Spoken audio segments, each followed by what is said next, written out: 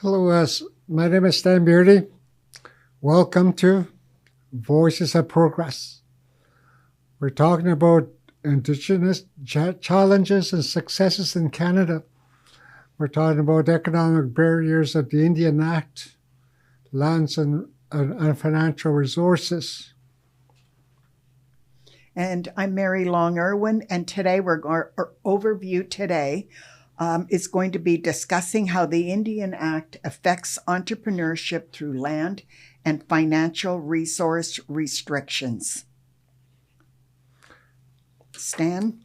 So today we're talking about Indian Act for First Nations, and how it relates to First Nation people that are classified as Indians under the meaning of Indian Act.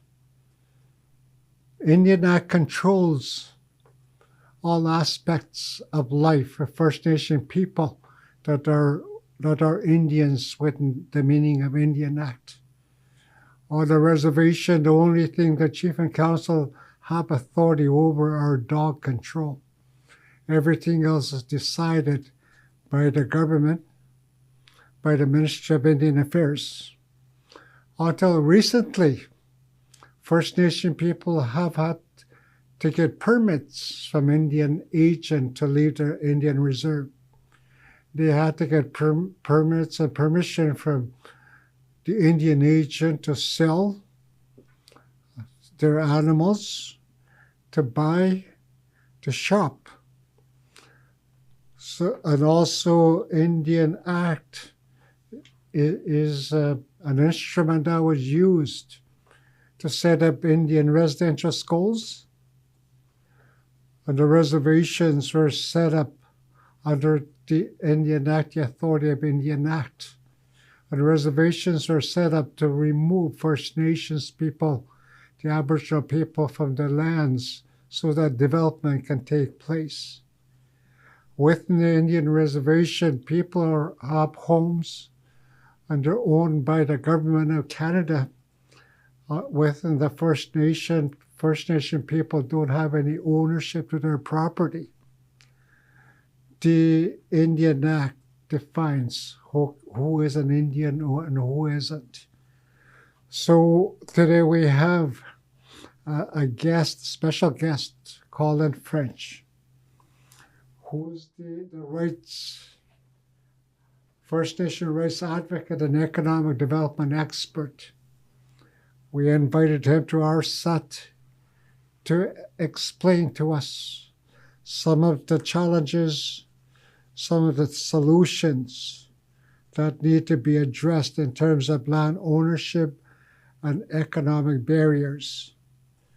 So with that, I'll ask Colin to share with us some of his views on preventing on Indian Act's impact on land use and preventing outright ownership of First Nation people. Colin? Great. Thanks for having me on again, Stan and Mary. It's a pleasure to be here. To Stan's question and to your point, Stan, we still, First Nations are still under the Indian Act itself, okay? And the Indian Act prevents any land ownership on reserve by First Nations individuals and businesses, okay? All land under the Indian Act is considered to be Crown land and for communal use only. Therefore, no individual or business can ever own the land, no matter the amount invested into the land itself. So let's take that as an example, okay? If you were to build a home on a First Nation today, you would not be able to secure financing or a loan from a major Canadian bank to build a home on reserve. The only way that that would be possible is if your First Nation and your Chief and Council agree to be the guarantors of the loan for the home. That is the only way that you can secure home ownership other than through Indigenous Services Canada's funding streams to build homes on reserve, which we know are inadequate which are slow and do not meet the community's needs in relation to infrastructure development. And so that's just one example of how the Indian Act is impacting First Nations businesses and individuals today on reserve. So if I was to build a home, or if an Indigenous person was to build a home, say they got their own money or they were able to secure a loan through chief and council, would they be able to sell the home later, or so they would own the home but not the land that it sits on? So that's a great question, Mary. Because the land is communally owned, one individual in a community can only sell to another individual from the same community. You cannot sell your land to another individual who is either a non-resident of the community or another First Nations person.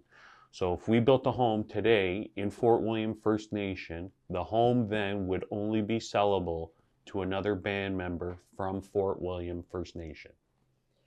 Okay, and again, I work with Northern Ontario Angels, and we work with investors who want to provide investment into a company that they believe can be successful. And based on that company's success, that's how they get a return on their money. How would an investor be able to put a lien on that house or some sort of a restriction on that home in order to secure their money back? Right. So in that situation of a home specifically, the lien holder, whether that be the bank or a private lending institution, would then have to go to the First Nation and garnish the First Nation for the amount of the loan, which puts obviously the First Nation under considerable stress when you think that an average home today might cost you somewhere between $350,000 to $500,000 modestly. That's a large financial restriction to have placed on a First Nation, if somebody's not meeting their mortgage payments. It is. I mean, there are additional challenges, and the role of the Indigenous Service Canada in land use approvals, I just see a lot of challenges around that. Having said that, I also know that there have been some successes. Can you give me some examples of a successful business? Absolutely. There's plenty of examples, and I'll use one specifically from an IFNA community, and that's KI, which is also known as Big Trout Lake. And Big Trout Lake has Sunset Motel, which is owned by Stanley Bluecoat. And Stanley Bluecoat is one of a few entrepreneurs located within Big Trout Lake. And this individual saw that there was an opportunity, or I should say, an economic challenge faced by the community by having contractors and outside individuals come in and stay over for a night. As there's no space, as we know, there's overcrowding in First Nations in homes, and when there's no space for you to stay, where do you stay when you go to that community? And so Stanley smartly built a home for himself, and on completion of that home, somebody approached them to rent the home, and thus gave rise to the Sunset Motel in KI. And from that first initial economic adventure, where the house only included 3 rooms, it's now grown to a 9-room motel within the community, which also has its own grocery store and convenience store 10 feet away from the motel. And so that's a great example of how just a little bit of ingenuity and having access to capital can help change the economic prospects of individual communities. And Stanley is a great example of that. Thank you for that, because you're right. It is a great example. And you're right. It's by being creative.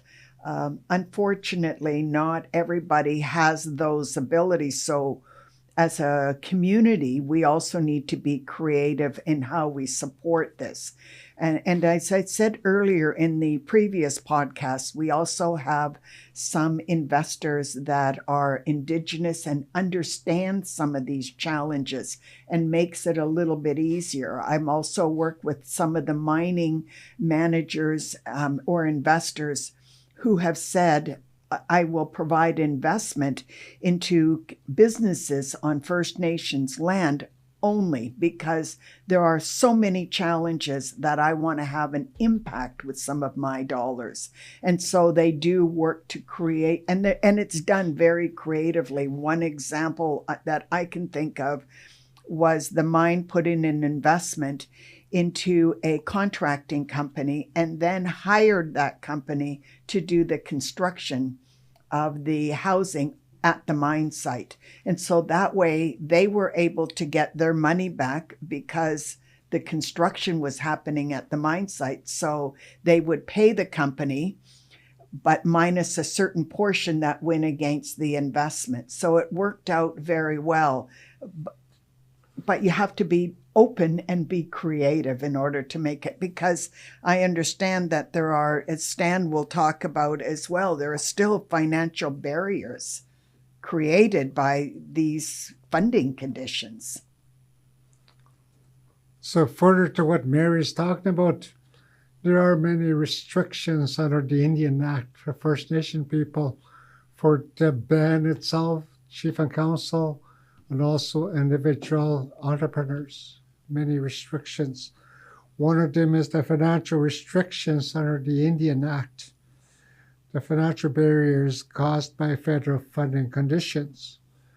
The First Nations are restricted what they can spend their money on in terms of if they get some subsidies or if they get some support from resource extraction activities.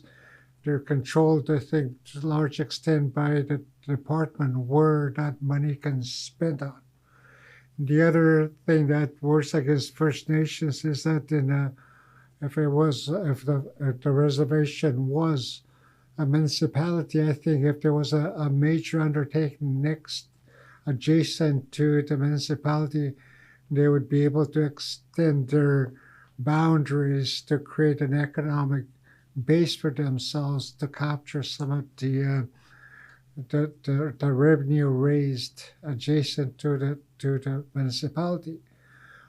For First Nations, they're not allowed to capitalize on opportunities by wealth creation adjacent to their communities. So if you can maybe talk about, Colin, a little bit about those restrictions. What are some of the restrictions? What are some of the things that can be done to get around those? And if you had any examples, recent examples of how the First Nation or entrepreneurs participate to capture some of those opportunities for themselves. So I think to your question, Stan, I think one of the challenges always lies in, do I locate my business in my First Nation? There are implicit tax benefits to locating your business in your community because, as we all know, First Nations do not pay any federal or provincial sales tax on reserve only. Okay, and because that is the stipulation with which we operate businesses in our individual communities and First Nations, when you locate a business off reserve, you exist within the space of every other economic opportunity exists or business that exists, right? Because we're all then playing by the same set of rules. Whereas the Indian Act, we know it puts us at a disadvantage because we can't own the land. You can own a vehicle and other things of that nature, what I'll refer to as a capital asset. However, we know that from Stan's answer, we know that there's rigid funding conditions on money that's coming into the community for infrastructure or the health and well-being of our individual First Nations. And so additionally, the government has tried to come up with solutions to help alleviate some of these conditions with which our First Nations currently operate. And I'll just give an example of, the First Nations Land Management Act. It's a self-governing agreement and gives First Nations control over their own autonomy and taxation by creating a custom land code. So moving away from the Indian Act and the communal possession of land and more to individual rights and more towards fee simple land, which is what you see in most major municipalities. Okay, that is just one approach that government has approved of and is pushing as a solution to the economic suffrage that First Nations currently face. How can we, or our audience, or anybody who understands this, what can we do to make a difference? What can we do to removing the financial restrictions that really create economic dependency instead of self-sufficiency? What can we do? Well, in my own opinion, I would suggest that there needs to be a major revisal of the Indian Act. I believe the most current iteration was created in 1876. Prior to that, it was the British North America Act, which gave the British military colonial rule over everything regarding Indians in Canada.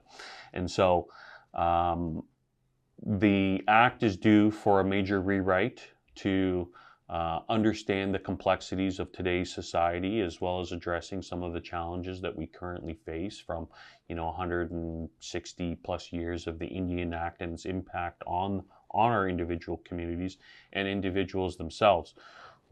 We know that education has been used as a tool to discourage First Nations people from participating in the communities, participating in the economy. Okay. We know that mobility has been restricted, as we've heard on other podcasts. Dan has already talked about how agricultural systems required the consent of Indian agents to be sold, and chemicals bought or seed bought to come in to do agricultural farming. And so all of these things still exist in an amorphous kind of space where the Act still controls the daily life of individual First Nations people, but we have individuals such as Stan who are leading the way in the development of economic solutions which will help communities prosper for the next 100 years as we move forward and as we gain more things as systems of understanding for banks and education system and financial institutions, so that we may achieve our true potential. And then also, for those that are watching, if there is any interest in investing in small businesses, you could go to northernontarioangels.ca and sign up as an investor, so that way you can see all of the companies, especially the Indigenous companies that want to start a business, or in turn, you want to start a business, fill out the application. It's a one-pager. And then we can help you see if we can get some of the investments that you need. Because some of the investors from the First Nation communities recognize that they were able to grow and grow some wealth, and now they want to continue to see that grow. They want to see a stronger First Nation community, a First Nation community that has strong economic ties and growth opportunities. Some want to keep their kids in their home communities, and so this is another way of doing it. It's a way of fostering and creating jobs. It's a way of fostering and creating businesses and sharing the wealth and understanding that owning your own business is just one aspect of economic development within a community. So we're talking about the challenges and solutions. The investors are interested to work with First Nations in terms of wealth creation. First Nations and First Nation entrepreneurs are interested to work with investors as well, to see how you can create wealth for both groups. One of the things that is essential going forward We just finished talking about the infrastructure that's being put in place and is in place, the communications, energy, transportation. It's opening up the north to create that wealth that needs to be in place. So in order to have an economic certainty and create prosperity for all, there has to be understanding on both sides what the challenges are. There has to be a sense of understanding what is it that we need to work at together to create that prosperity that we need as a province, as a country. And that's what we're talking about here, to create that, because there's will out there by First Nation people that they want to work with the economy. Investors want to work with First Nations to create those economic certainties and prosperity for all. Thank you, Stan. You're right. I'm encouraging listeners to support the Indigenous economic self-determination, as well as watching or reviewing these podcasts. Remember to tell others to watch it, because this is how we're going to get the word out. Next one, we're going to look at some of the economic barriers of the Indian Act. So, but before we close out on this one, I really want to thank NADF for allowing us to have this podcast done in their studios. Without it, it wouldn't happen. And I'd also like to thank Northern Ontario Angels for pushing hard to make sure that the benefits that we have are also extended throughout all of our communities, and that includes our First Nations throughout Northern Ontario. So thank you again, and I encourage you to tell everybody about this. Thank you. Thank you.